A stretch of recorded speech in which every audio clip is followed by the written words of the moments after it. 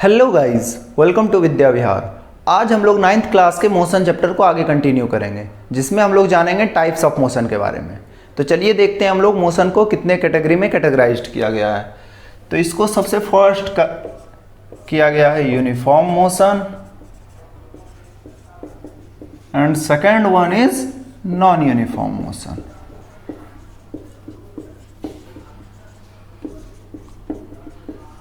तो चलिए हम लोग देखते हैं यूनिफॉर्म मोशन हमारा क्या होता है।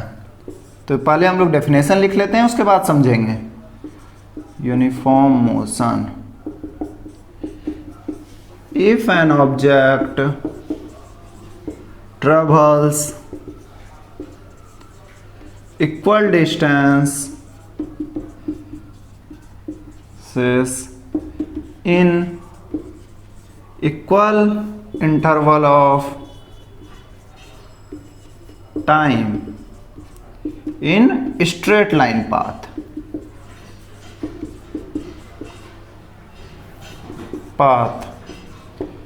then that object is said to be in uniform motion। यानी कि जब कोई ऑब्जेक्ट फर्स्ट कंडीशन तो क्या होगा कि स्ट्रेट लाइन पाथ में मूव होना चाहिए, कि स्ट्रेट लाइन पाथ में और इक्वल डिस्टेंस ट्रेवल करे इक्वल इंटरवल ऑफ टाइम में, तो वैसा मोशन हमारा क्या कहलाता है? यूनिफॉर्म मोशन कहलाता है। फॉर एग्जांपल के लिए हम समझने का कोशिश करते हैं।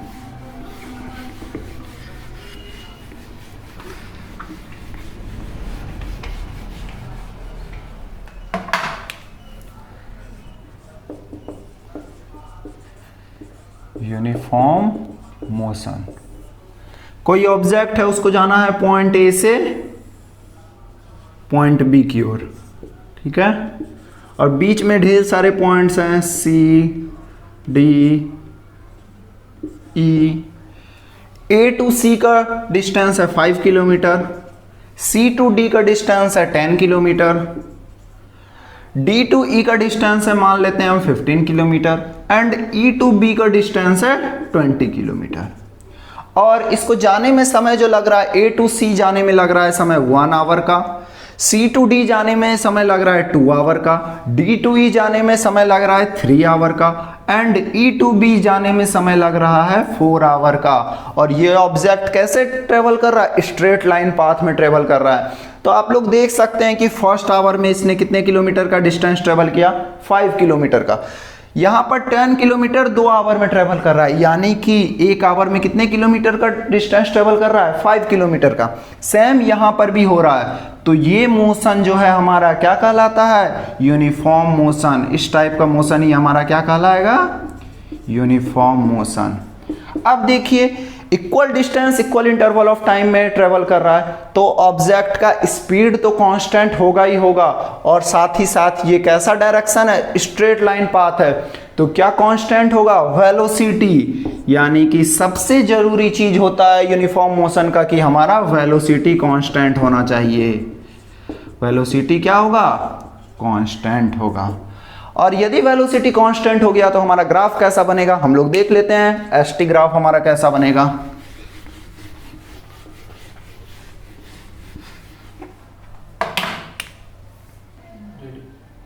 ST graph of uniform motion. तो देखिए मेरा एसटी ग्राफ कैसा होगा। एसटी ग्राफ क्या हुआ? Displacement time graph. इधर मेरा एस है, इधर मेरा टी है। ये मान लेते हैं 5 kilometre, 10 kilometre, 1 hour, 2 hour, 3 hour, ये हो गया 15 किलोमीटर। तो ये हमारा ग्राफ कैसा बनेगा?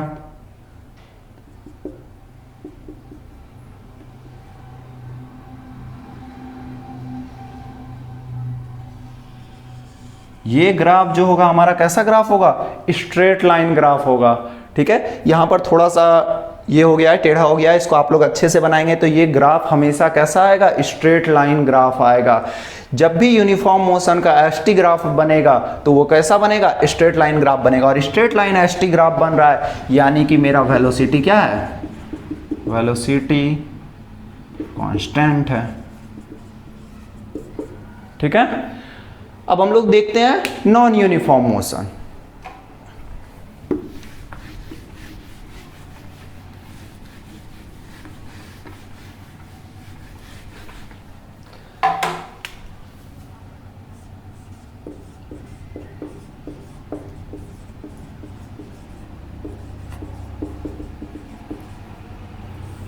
तो ये इसका डेफिनेशन क्या हो जाएगा, बस इक्वल डिस्टेंस के जगह पर हम लोग अनइक्वल डिस्टेंस लगा लेंगे। तो चलिए इसका डेफिनेशन देखते हैं। If an object travels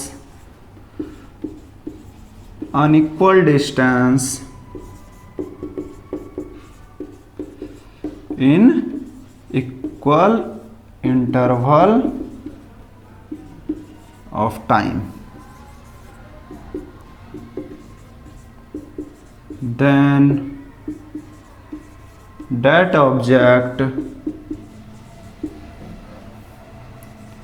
is said to be in non-uniform motion।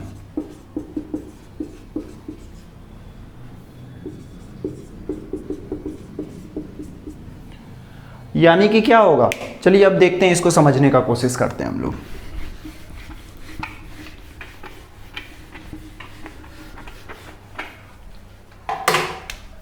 For example कोई ऑब्जेक्ट को जाना है पॉइंट ए से बी की ओर, ए टू बी का, ए टू सी का दूरी है 5 किलोमीटर, सी टू डी का दूरी है 10 kilometre and D to B का डिस्टेंस जो है वो है 15 किलोमीटर। लेकिन इसको टाइम क्या है, फॉर एग्जाम्पल कि ये 1 आवर लग रहा है, यहाँ पर भी ये इसको 1 आवर लग रहा है और यहाँ पर इसको 2 आवर लग रहा है। तो फर्स्ट आवर में बॉडी या ऑब्जेक्ट कितने डिस्टेंस चल रही है, 5 किलोमीटर चल रही है, सेकंड आवर में 10 किलोमीटर चल रही है और उसके बाद के 2 आवर में 7.5 किलोमीटर चल रही है। तो ये कैसा मोशन हो गया, ये हमारा हो गया नॉन यूनिफॉर्म मोशन। और नॉन यूनिफॉर्म मोशन हो गया तो इसका क्या होगा, वेलोसिटी वेरी करेगा, वेलोसिटी वेरीज, या तो वेलोसिटी घटेगा या तो वेलोसिटी बढ़ेगा। ठीक है, अब हम लोग देखते हैं अगर वेलोसिटी चेंज हो रहा है, यानी कि चेंज इन वेलोसिटी आ रहा है, हमारा इनिशियल और फाइनल वेलोसिटी दोनों इन्वॉल्व हो रहे हैं, तो इस केस में हमारा क्या होगा, एक्सेलरेशन प्रोड्यूस होगा ऑब्जेक्ट में, एक्सेलरेशन प्रोड्यूस होगा। और हमारा यूनिफॉर्म मोशन में क्या होता, वेलोसिटी कांस्टेंट था, तो एक्सेलरेशन होता क्या, नहीं होता। तो ऐसा क्वेश्चन आप लोगों से पूछा जा सकता है कि किस टाइप के मोशन में एक्सेलरेशन 0 होता है। तो यूनिफॉर्म मोशन में एक्सेलरेशन क्या होता है, 0 होता है, एक्सेलरेशन प्रोड्यूस ही नहीं होता है। ठीक है, एक्सेलरेशन प्रोड्यूस होने के लिए हमको कैसा मोशन चाहिए, नॉन यूनिफॉर्म मोशन चाहिए। अब हम लोग देखते हैं नॉन यूनिफॉर्म मोशन किस किस कैटेगरी में कैटेगराइज्ड किया गया है। तो नॉन यूनिफॉर्म मोशन कैटेगराइज्ड किया गया है एक्सेलरेटेड मोशन और डेसेलरेटेड मोशन में।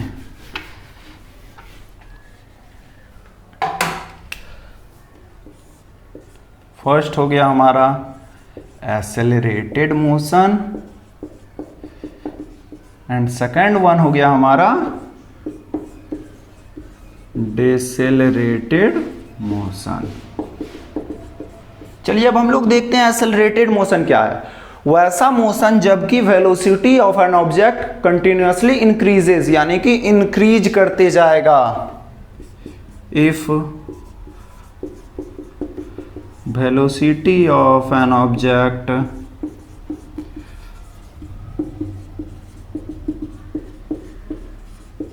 continuously increases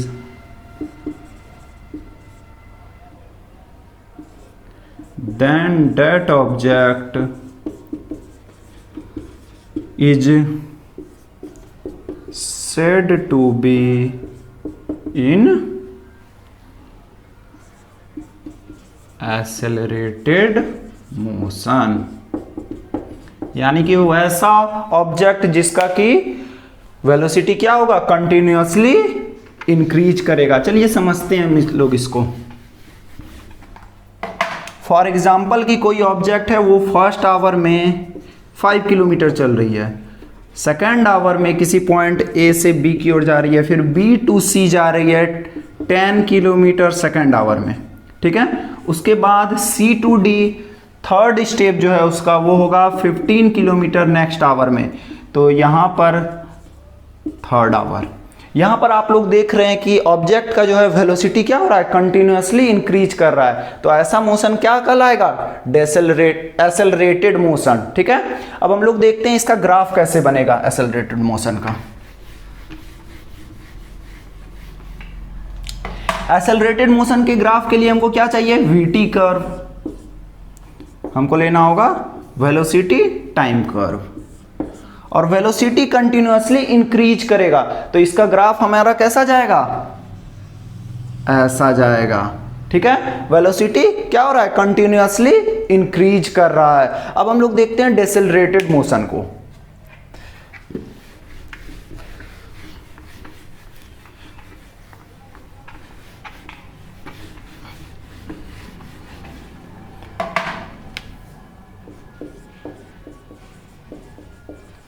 डेसेलरेटेड मोशन, तो सबसे पहले हम लोग क्या करते हैं, इसका डेफिनेशन लिख लेते हैं, उसके बाद समझेंगे इसको। If velocity of an object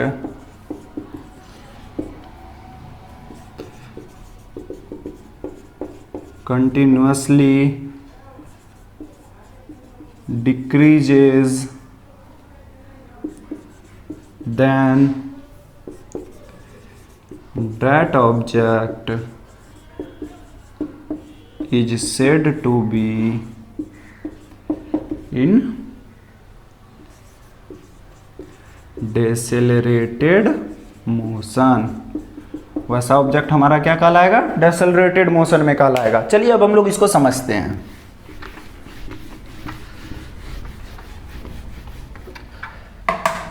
for example के लिए कोई ऑब्जेक्ट ए से पॉइंट बी जा रहा है 10 किलोमीटर 1 आवर में, बी टू सी का डिस्टेंस है 8 किलोमीटर, और ये जाने के लिए भी इसको लग रहा है 1 आवर।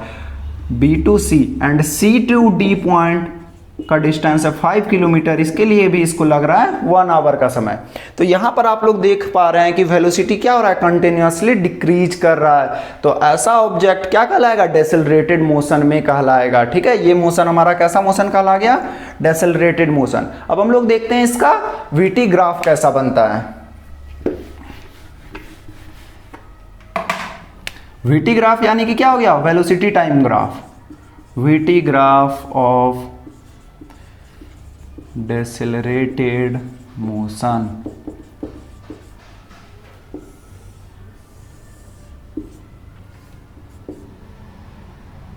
ये हमारा इस साइड वेलोसिटी हो गया और इस साइड मेरा टाइम हो गया। तो ये क्या होगा, कंटिन्यूअसली वेलोसिटी डिक्रीज करेगा, यानी कि इसका ग्राफ जो होगा हमारा कुछ ऐसा बनेगा। और यहां पर जाके ऑब्जेक्ट का वेलोसिटी 0 हो गया, यानी कि ऑब्जेक्ट रेस्ट में आ गया, ठीक है। तो आप लोग देख पा रहे हैं कि वेलोसिटी टाइम ग्राफ डेसेलरेटेड मोशन का इस तरह से बनेगा, ठीक है। उम्मीद है आज का लेक्चर आप लोगों को पसंद आ गया होगा। नेक्स्ट क्लास में हम लोग जानेंगे equations of motion. 3 equations of motions होते हैं, उसका मैथमेटिकल प्रूफ भी देखेंगे और ग्राफिकल प्रूफ भी देखेंगे, ठीक है। तब तक के लिए इतना ही, मिलते हैं नेक्स्ट क्लास में। अगर वीडियो अच्छा लगा हो तो लाइक शेयर सब्सक्राइब जरूर करें। Thanks for watching.